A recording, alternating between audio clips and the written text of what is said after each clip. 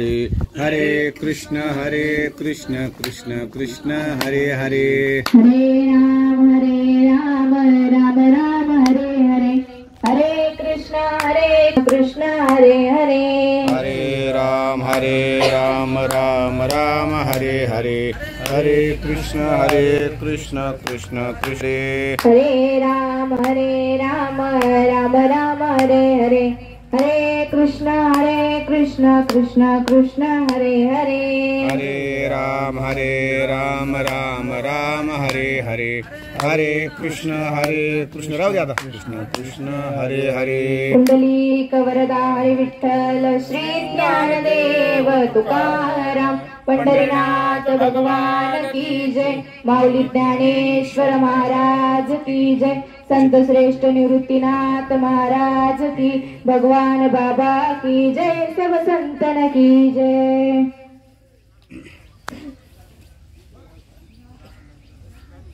आणि मरणी जया जया आठवे तो त्याची गती ते पावे म्हणून सदा स्मरावे मातेची तुवा शांताकारं भुजगशयनं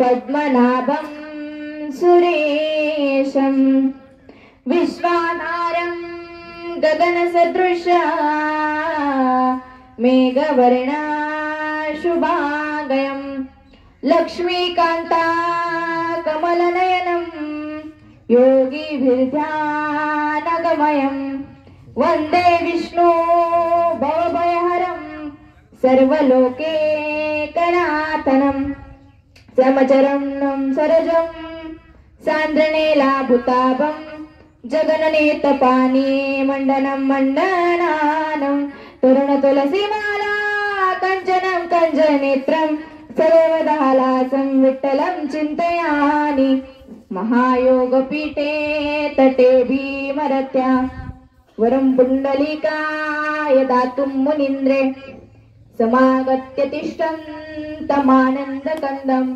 परब्रह्मलिंगं भजे पांडुरंगं जयांचे केले स्मरण होय सकळ विद्यांचे अधिकरण तेचे बंधू श्री चरण श्री गुरूंचे ते नमस्कारोनी आता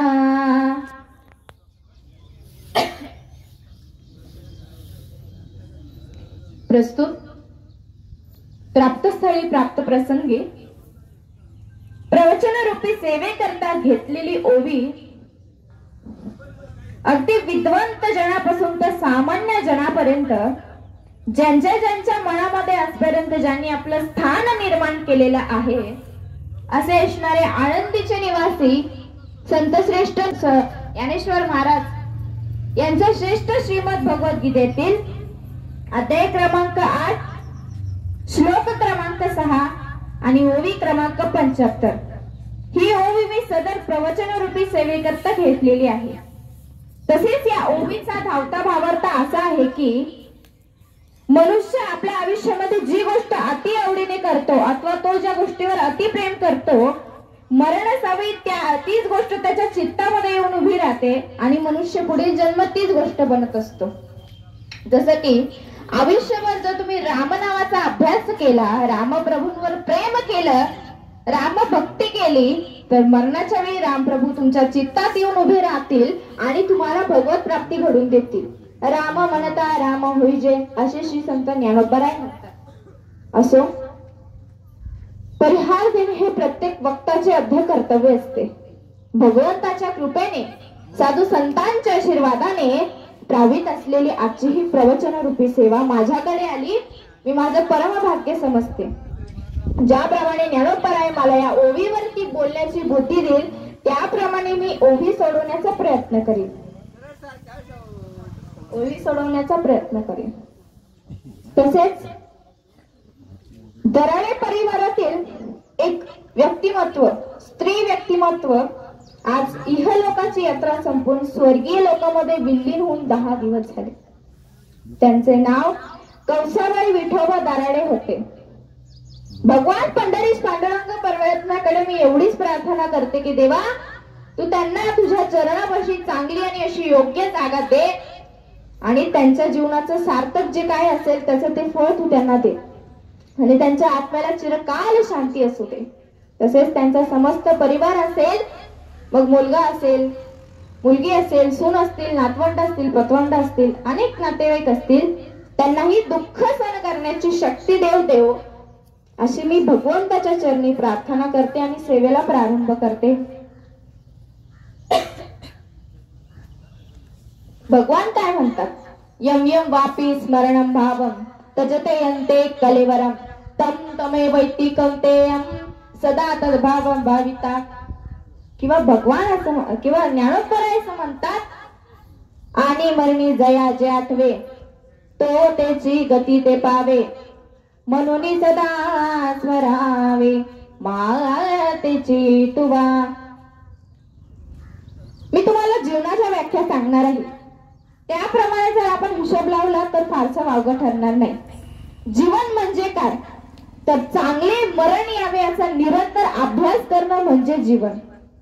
चांगले मरण म्हणजे काय तर काही चांगले मरणाला काय समजून बसतात, एअर कंडिशनच्या बंगल्यामध्ये मरण आलं किंवा 10-20 हजार लोक अंत्ययात्रेला आलेत किंवा प्रेत चंदनाच्या लाकडात जाणं म्हणजे चांगलं मरण का तर नाही. मरणाच्या वेळी मुखामध्ये रामनाव यावे, मरणाच्या वेळी मुखामध्ये रामनाव यावे आणि हा जो देह आहे हा पण सोडावा, यात चांगले मरण असे म्हणतात. आणि हीच जीवनाची खरी व्याख्या आहे. परंतु काही लोकांना असं वाटतं की चांगलं जीवन म्हणजे काय तर गडगंज संपत्ती कमावून ठेवणे किंवा वेगवेगळे पदी प्रसिद्धी मिळवणे म्हणजे जीवन का नाही. मरणाच्या वेळी मुखामध्ये रामनाव यावे आणि हा देह आपण सोडावा, याला चांगले मरण आणि चांगले जीवन असे म्हणतात.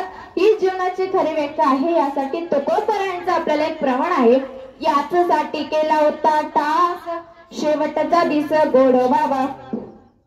आपलं जे मरण आहे ते सोहळा व्हावं असं प्रत्येकाला वाटत असतं.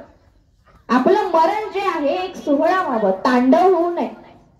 कारण की मरणाच्या वेळी जो मनुष्य मुखामध्ये रामनाम आणतो फक्त त्याचं जीवन हे सार्थकी लागत असतं आणि तोच साधू असतो. का केला खटीचा दिवा नेनो काय झाला केव्हा या रीती जो पांडवा देह ठेवी.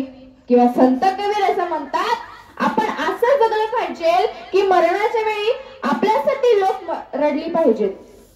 जब हम पैदा हुए जग हसे हम रोए ऐसी करणी कर चलो हम हसे जग रोए. आपण अशी करणी करायची की मरणाच्या वेळी मनुष्य लोक जे आहेत ते आपल्यासाठी रडले पाहिजे. आणि प्रत्येक मनुष्याने मरणाच्या वेळी मुखामध्ये रामनाव आणावे आणि मरणाच्या वेळीच नाही आयुष्यभर रामनावाचा अभ्यास करावा. तर मरणाच्या वेळी त्याला जे खरं फळ आहे ते खरं फळ त्याला मिळू शकतं. कारण की साधारण मनुष्याचे जीवन हे फक्त तांडव ठरत असते. कारण की साधारण मनुष्य जन्माला येतानाही रडत असतो आणि जातानाही रडत असतो. मौत की हर एक के साथ रिश्तेदारी आज किसके साथ तो कल किसके साथ. मृत्यूचे प्रत्येकासोबत एक अतूट नाते असते. कारण की मृत्यू हा कोणाला अटळ नाही. असा एकही मनुष्य भूतलावर नाही की जो मरतच नाही. प्रत्येकाला मरण हे आहेच. त्यासाठी ते मरण आणि तो जन्म वाया न घालावा यासाठी रामनाव घ्यावा आणि तुमचं जीवन कृतार्थ बनवा. देवाची गावा आलिया जन्म मृत्यू सोहळिया ना म्हणून धनंजया जिया परी. हेच जे मरण आहे अर्थात हेच मरण आपलं चांगलं कसं होणार हे पुढे आपण बघणारच आहोत. मनुष्य आपल्या जीवनामध्ये अनेक प्रकारची कर्मे करत असतो. मग ते वाईट कर्म करत असो किंवा चांगलं कर्म करत असतो. जे कर्म तो अति आवडीने करतो त्याचा त्याच्या चित्तावरती ठसा उमटत असतो. जे कर्म तो अति आवडीने करतो, जे अति तातडीने करत असतो त्याचा त्याच्या चित्तावर तो ठसा उमटत असतो. तीच कर्मरूप चित्तात येऊन उभी राहत असते आणि त्याला स्मरून देत असते की तुला माझा जन्म धरायचा आहे. आणि मरणाच्या वेळी तीच कर्मरूप त्याच्या चित्तामध्ये येऊन उभी राहते आणि पुढील जन्म मनुष्य तीच गोष्ट बनत असतं. जसं की दिवसभर आपण एखादी गोष्ट भोगली किंवा ती गोष्ट अति ध्यानाने आपल्या चित्तामध्ये ठेवली तर तीच गोष्ट रात्री स्वप्नामध्ये येते आणि मनुष्य तीच गोष्ट स्वप्नामध्ये आणत असतो. तसंच मनुष्याने जी गोष्ट अति आवडीने घोकली किंवा ज्या गोष्टीवर त्याने आपलं चित्त आहे ते केंद्रित केलं आणि ज्या गोष्टीवर अतिप्रेम केलं, मरणाच्या वेळी तीच गोष्ट त्याच्या चित्तात येऊन उभी राहते आणि तोच जन्म त्याला धरायला लागतो.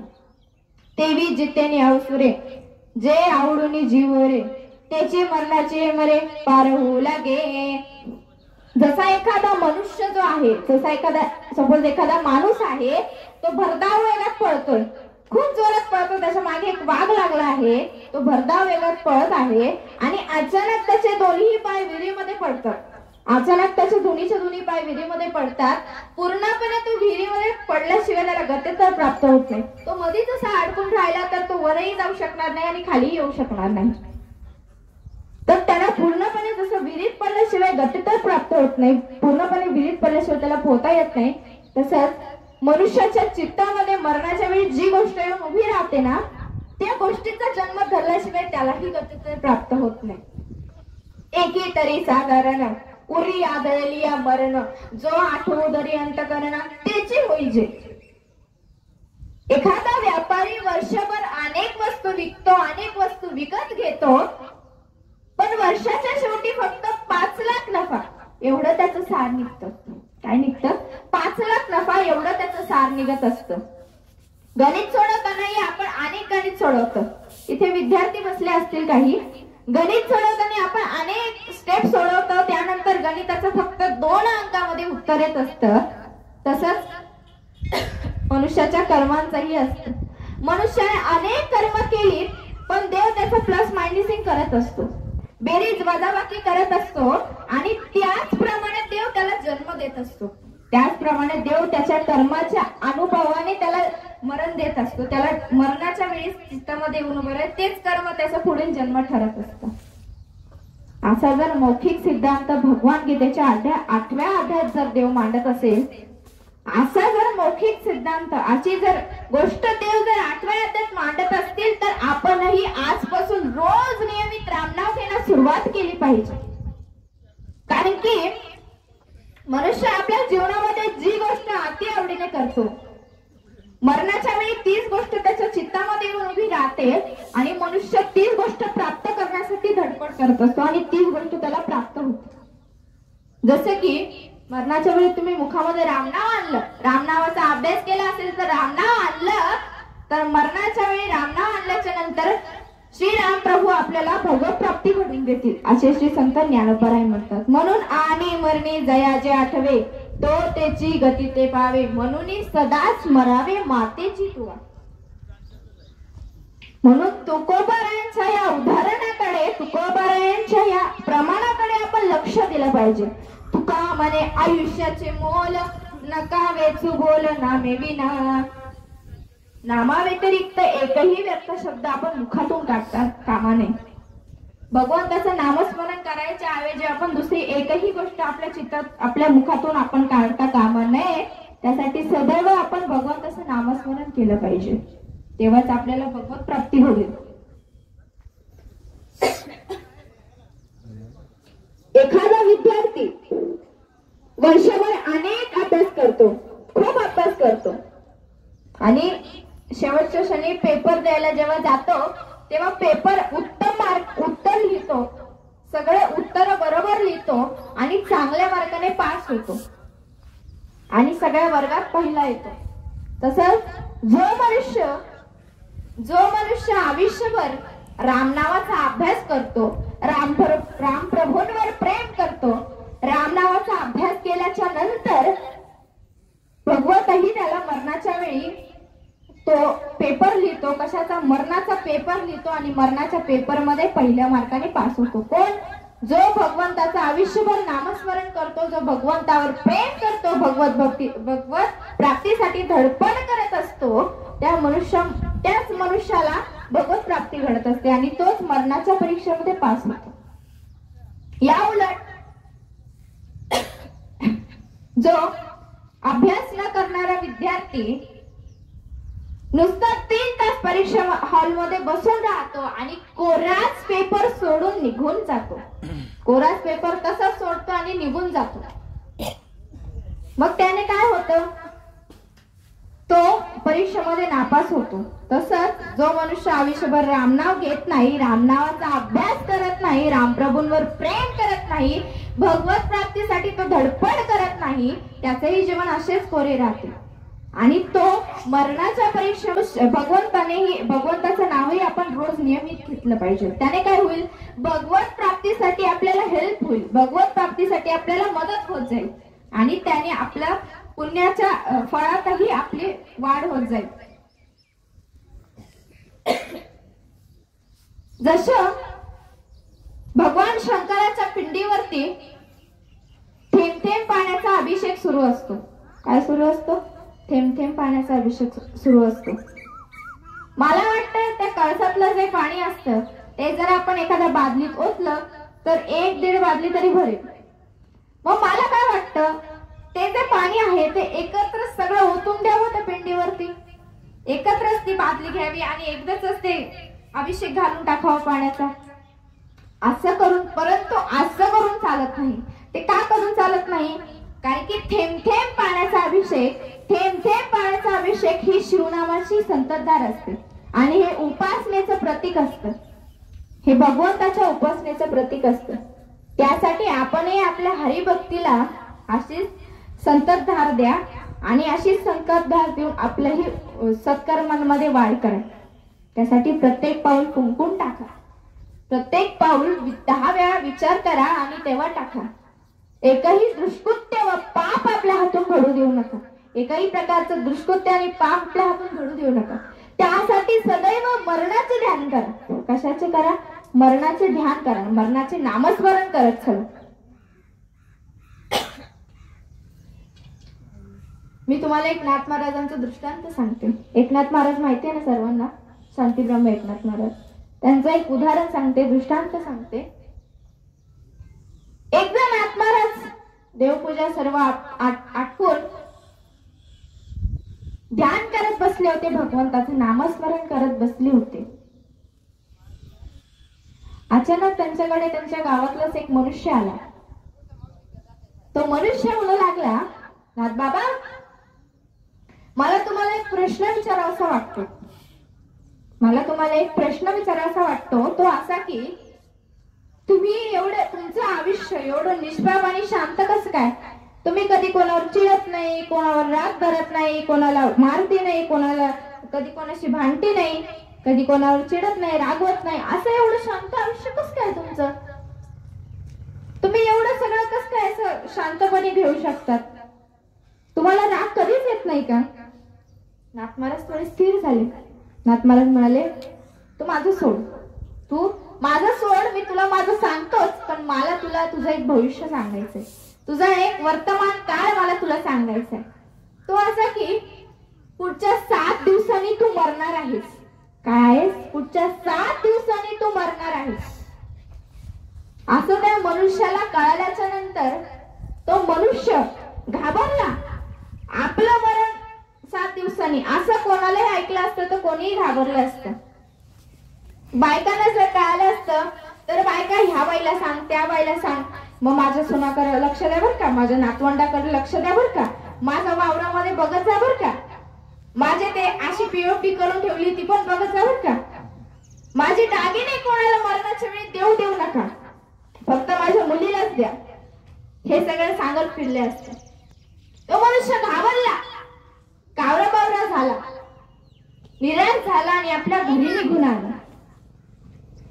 आता शब्द नाथांचा होता, विश्वास ठेवणं तर भाग होत, कारण की ते संत होते, त्यांच्यावर विश्वास ठेवला नाही तर माझं काय होईल हे मला माहिती. घरी आला, थोडा निराश वाटू लागला, म्हणून बायकोने विचारलं, काय झालं, एवढी निराश का झाला? तो म्हणाला, त्याने सगळा वृत्तांत आपल्या बायकोस सांगितलं, सगळं काय घडलं, काय सगळं जेवढं काय नाथ महाराज बोलले सगळं सांगितलं. हे सांगितल्याच्या नंतर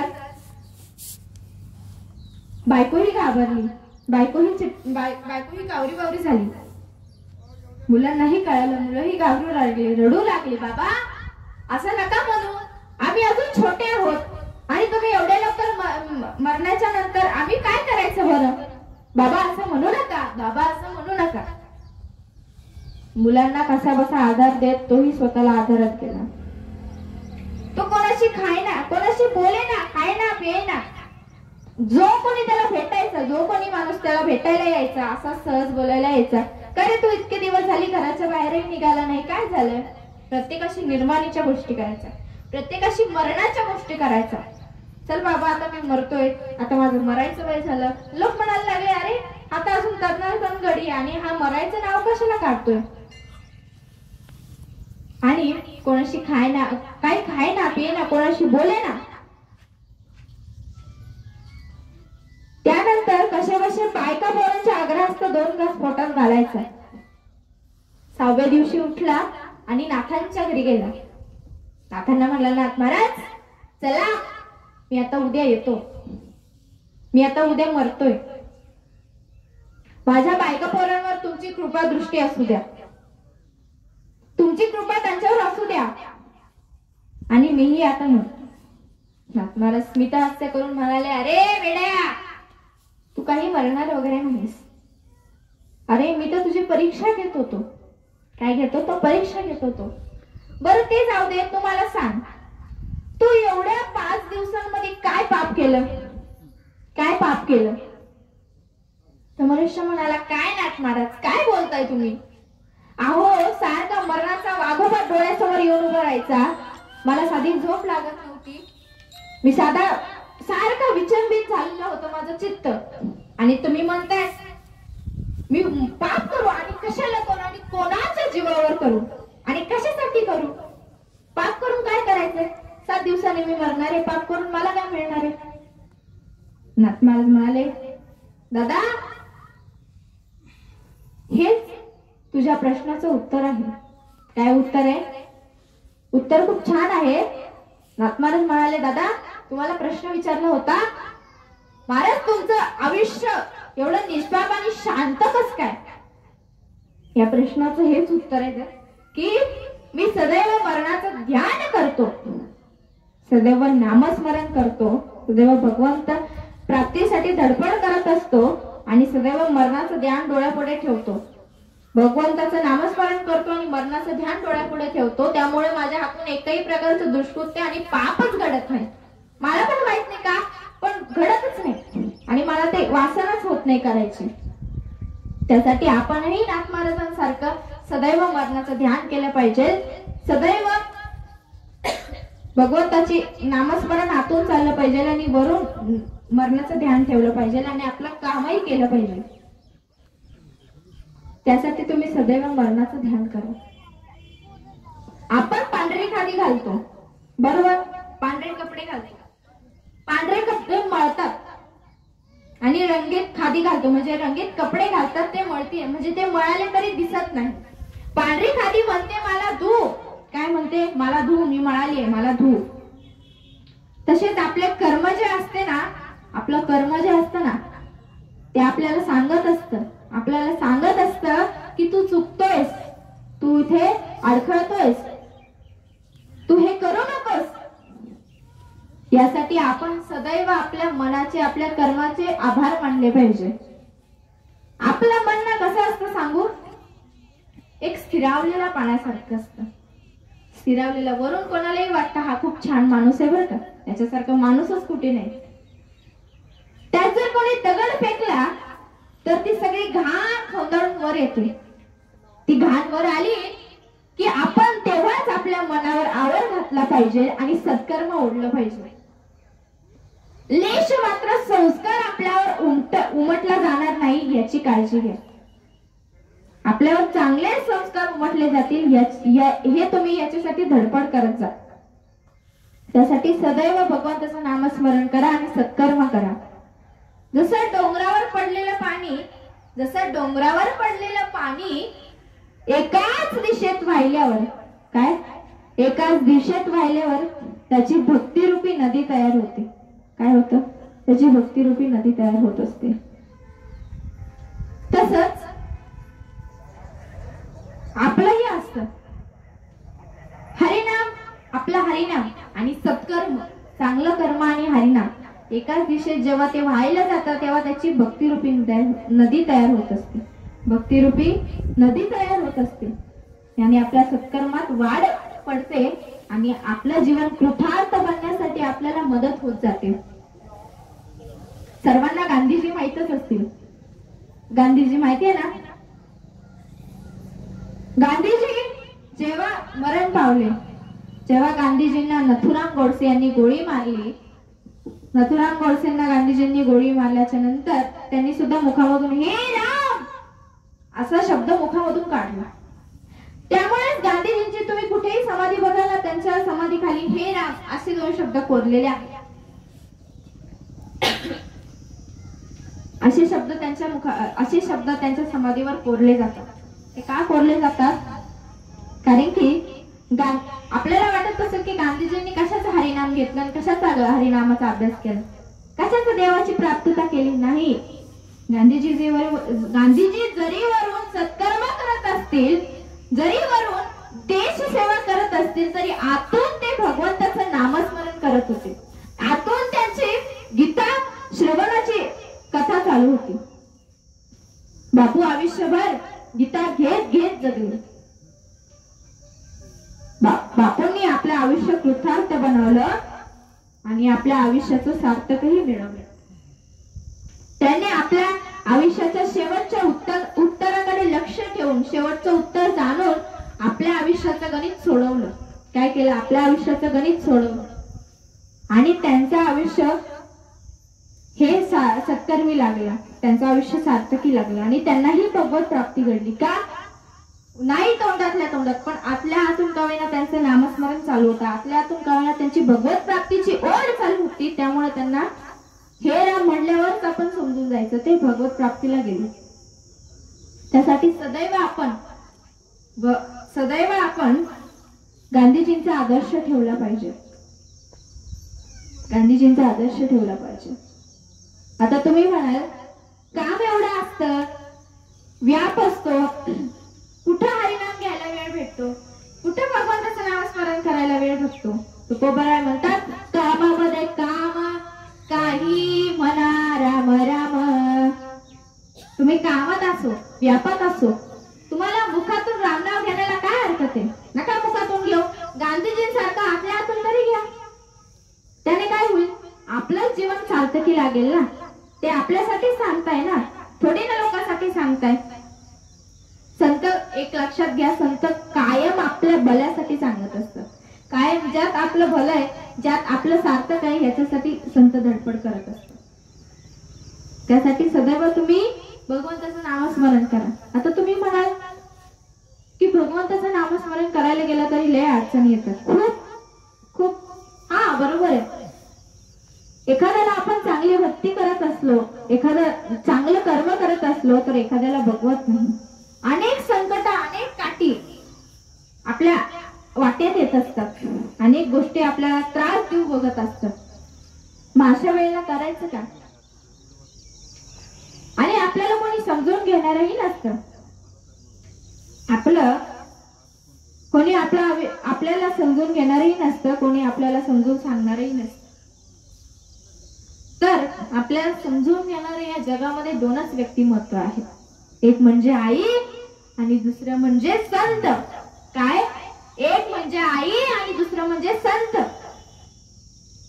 आईचं एक दृष्टांत सांगते. एका आईला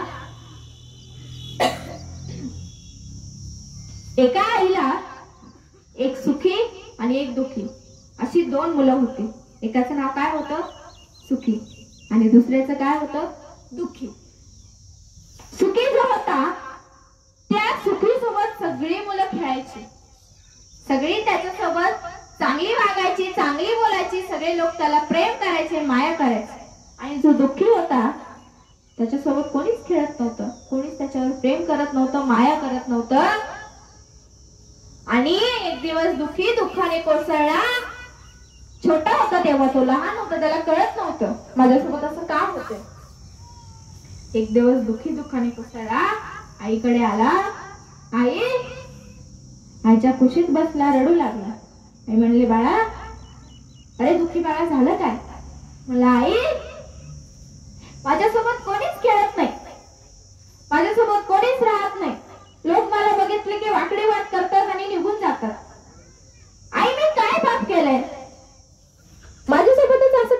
घडतं. सुखीसोबत सगळे खेळतात, सुखीसोबत सगळी प्रेमाने वागतात, चांगली सगळे प्रेमाने बोलतात, मग माझ्यासोबतच का अशी वागतात? हे जेव्हा आईने ऐकलं, आईचं अंतःकरण दुखावलं. आई आपल्या हात रडू लागली, पण आईने दाखवलं नाही. आई म्हणाली, बाळा जाऊ दे, ते लोक भाडवे गई हो दुनिया, जाऊ दे त्या लोकांना, ते असेच आहेत, तू त्यांच्याकडे लक्ष देऊ नको, तू माझ्यासोबत खेळ. हे असं म्हणत असताना आईचं अंतःकरण विचार करू लागलं. मी आता माझ्या मुलाला समजवलंय, पण जसं जसं तो मोठा